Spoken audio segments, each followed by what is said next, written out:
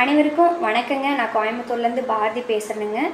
கவுண்டம்பாளையம் திரைப்படத்தில் எனக்கு வாய்ப்பளித்த ரஞ்சித் ஐயா அவர்களுக்கு என் மனமார்ந்த நன்றியை தெரிவித்துக் கொள்கிறேங்க.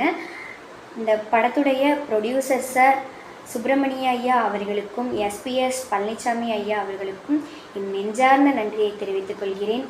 ஒரு மண்ணாக இருந்த எங்களை ஒரு சிற்பியாக மாற்றி சிலையாக மாற்றி உயிர் கொடுத்த கோவை மாவட்ட நடிகர் சங்கம் தலைவர் சாகுல் சார் அவர்களுக்கு என் நெஞ்சார்ந்த நன்றிகள் ஐயா.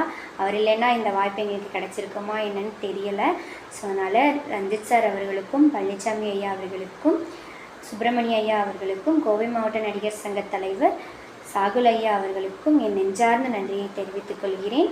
இந்த படம் எல்லாருமே போய் பார்க்க வேண்டிய முக்கியமான படமுங்க. முக்கியமாக அப்பா மக எப்படி இருக்கணும் எப்படி இருக்கக்கூடாதுங்கிறதுக்கான உதாரணம் இதில் இருக்குங்க. கண்டிப்பாக எல்லாரும் போய்